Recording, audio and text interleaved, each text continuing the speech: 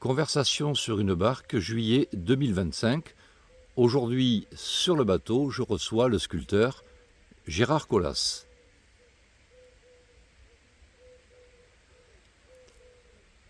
Bonjour Gérard. Bonjour. Alors Gérard, toi tu es installé à Carénac depuis plus de 30 ans, mais tu es parisien à l'origine Oui. et tes parents étaient moniteurs d'auto-école. Alors raconte-nous ta vie parisienne et ce que tu as pu faire quand tu étais petit, puis les écoles que tu as menées à Paris. Alors, donc, mes parents tenaient une auto-école. Mon père donnait les leçons et ma mère s'occupait des papiers, de faire tourner tout ça. Et moi, je suis allé dans une école catholique, privée, dans le 13e arrondissement, un collège. Et ensuite, après, en fin de troisième, je me suis orienté vers une école qui prépare aux beaux-arts et à la publicité. Et une fois ces 3 ans passés, j'ai essayé le concours des beaux-arts et le concours de CAP de dessinateur publicitaire. Et j'ai eu le concours des beaux-arts et pas le CAP. Et donc c'était simple, je suis allé directement aux beaux-arts. Et j'ai fait 3 ans là-bas en dessin académique. J'ai appris pas mal de choses. Et ensuite, j'ai un petit peu quitté les études. J'ai pas été jusqu'au bout des beaux-arts. Je crois que j'ai un côté un peu réfractaire à la scolarité. Donc j'ai fait des petits boulots, j'ai fait des décors de théâtre. Oui, Dans tu es une, resté 2 ans dans le décor de théâtre et tu as appris beaucoup de choses, tu m'as dit. Énormément de choses, ouais. Surtout dans ce qui est monumental, puis dans la couleur aussi, dans la peinture. Ça m'a ensuite aidé plus tard pour peindre mes sculptures. Et alors, c'est vrai que tes parents, ton papa en particulier, avec qui tu avais des liens très forts, a toujours été bienveillant avec toi. Et quand tu as suivi ces études qui, dans beaucoup de familles, on t'aurait dit oui, tu ferais mieux de préparer avocat, etc., etc. Il t'a aidé, lui. Il t'a dit vas-y. Oui, c'est ça. Il n'avait pas du tout. Il était absolument pas contre. Il aimait ce que je faisais au niveau des dessins. Et donc, il m'a plutôt encouragé. Ouais. C'est bien. Et alors, un jour, tu travaillais beaucoup à l'école, etc. Et un jour, ton père a décidé de partir avec toi, peut-être une sorte de voyage un peu initiatique, c'était au Pays Basque. Et alors, raconte-moi ce voyage avec ton papa. Mais moi, j'ai toujours un peu souffert dans le milieu scolaire. Et mon père, de temps en temps, reniait une journée de classe et expliquait à mes professeurs qui ne comprenaient pas d'ailleurs que j'avais besoin d'un bol d'air. Et donc on allait se balader un peu partout, par-ci par-là. Et un jour il m'a fait un très beau cadeau, c'est un voyage dans les Pyrénées, du côté d'Arles-sur-Tech, Prat de Moyo, dans ces, dans ces contrées très sauvages. Il avait un vieux Saviem qu'il avait aménagé en camping-car. Et, euh, et donc on allait par-ci par-là et j'ai eu disons, quelques mois comme ça avec lui. Il faut dire qu'il était malade, il avait un cancer du cerveau, il le savait, il était condamné. Et donc il a voulu me faire une sorte de cadeau en me, avec sa présence. On a beaucoup discuté, on a fait plein de choses ensemble. Et voilà, donc c'est un très beau souvenir pour moi, très précieux.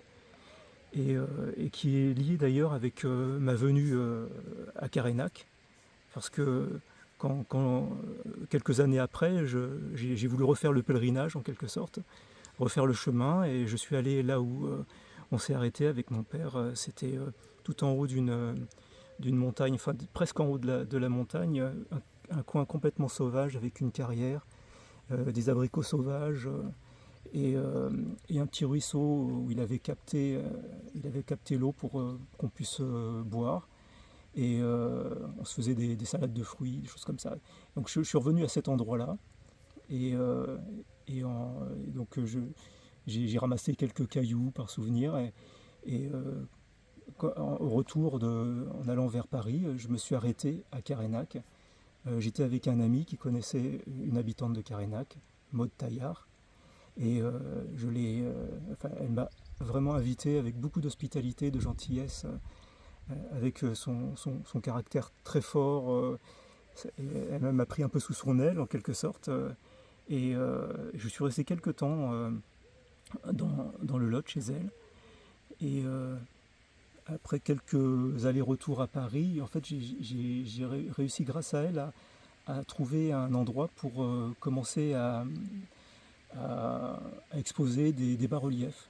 J'avais commencé parce que j'avais une envie spontanée. Mais En fait. malgré tout, depuis longtemps, tu avais commencé à titre personnel pour toi, à travailler, à créer. Oui, Même fait quand tu étais à Paris, peut-être. à Paris, sur mon balcon, j'ai fait une sculpture. C'est une vierge en bois. C'était un bois qui avait un pot de fleurs dessus. Et j'avais ensuite taillé avec des outils que j'avais. C'est ma première sculpture, quoi. C'est cette vierge noire en bois de noyer, je pense.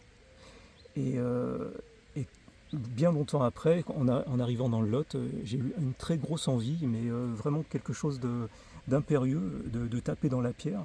Je voyais des cailloux partout, je voyais de la sculpture romane, j'ai eu une furieuse envie, et là où j'étais, il y avait des outils de tailleur de pierre. Donc je me suis essayé, et j'ai commencé à faire quelques sculptures, des bas-reliefs.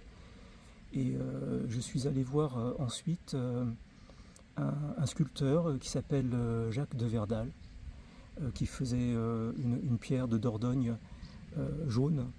Et je lui ai demandé ce qu'il pensait de ce que je fais. Et il m'a dit, le mieux, ça serait que je te passe une pierre, que tu fasses quelque chose, et à la fin de la journée, je te dirai. Et c'est ce que j'ai fait. Donc j'ai fait une sculpture pour lui. Ça représentait, je crois, un chat avec un homme qui se penchait la tête avec les yeux fermés. Et il m'a dit que c'était bien, que je pouvais continuer. Donc j'ai écouté. Et en fait, la pierre brute, elle t'inspire parce que tu dois la caresser, tu dois la toucher. Il y a des reliefs, elle est déjà sculptée naturellement. Et peut-être qu'elle t'aide à continuer, peut-être de manière plus rapide, à ce qu'elle serait peut-être devenue dans 100 ou 1 million d'années. Et donc tu es inspiré aussi par le relief de la pierre brute qui t'amène sur des chemins auxquels tu n'aurais peut-être pas pensé en la voyant immédiatement. Ben voilà, en fait j'ai essayé plusieurs façons de travailler.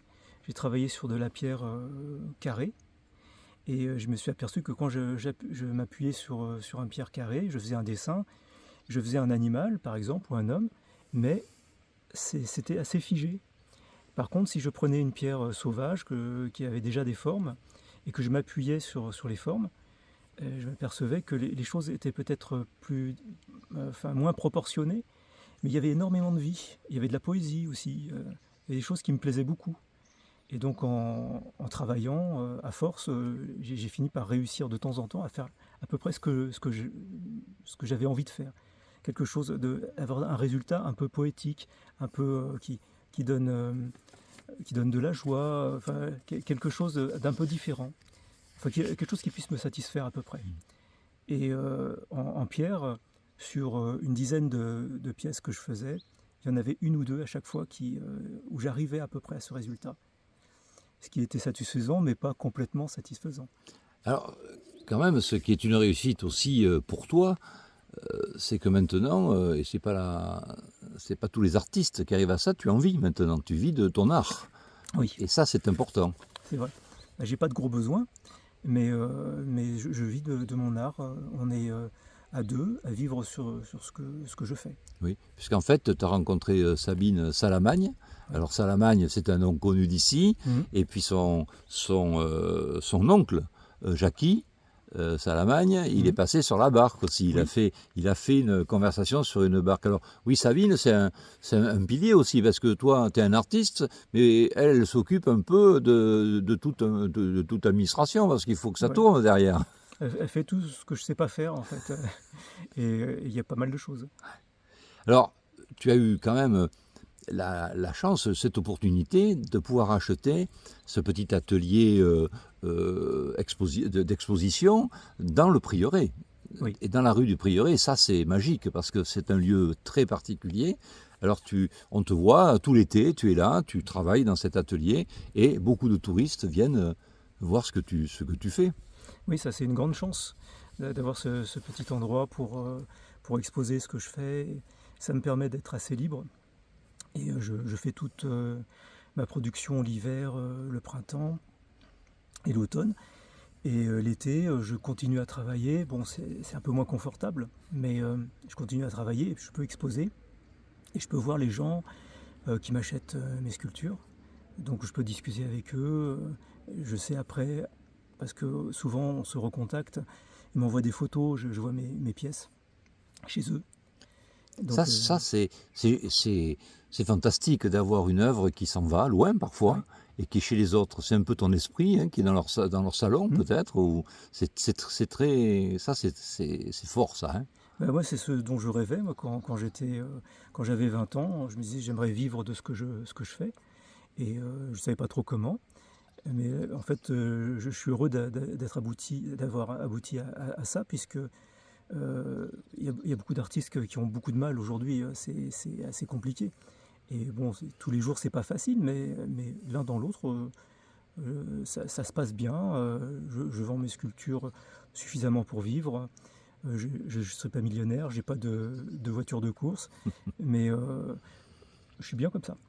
Alors l'air Karénako, est-ce que ça aide je sais pas, l'inspiration?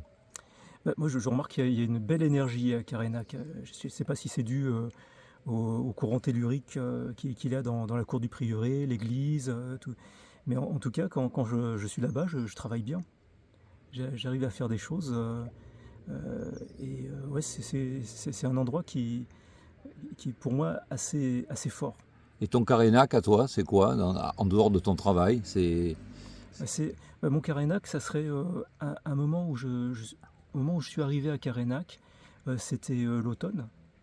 Et c'était enfin, il y a une atmosphère quand on est hors saison. Et ça, c'est mon Karénac, c'est celui où les rues sont un petit peu vides, où le soleil est déclinant, où on sent le Moyen-Âge qui est tout près, de nous. Il y a quelque chose de très. Il y a quelque chose comme un petit peu la force du passé qui nous impacte comme ça. Et puis, c'est aussi le soleil sur les tuiles de Karénac. C'est tellement beau, ouais. Il y a une tellement belle lumière à Karénac. Ouais. Puis il y a l'eau aussi, il y a la pierre et l'eau. Les pierres sont très belles à Karénac. Il y a une pierre marron et un peu caramel et grise. J'ai travaillé parfois cette pierre. J'ai du mal à en trouver d'ailleurs. Et c'est plein de petits fossiles. Elle est vraiment très chaude et une fois qu'on l'a travaillée, elle est belle, elle se polit. Elle a des couleurs, plusieurs couleurs qui s'agglomèrent en quelque sorte. On peut jouer là-dessus. En tout cas, on sent que tu aimes ton travail et que tu aimes ton village et qu'il y a beaucoup de poésie qui émane de ce que tu fais et puis de ce que tu dis aussi. Et je te remercie beaucoup, Gérard, d'être venu discuter sur le bateau.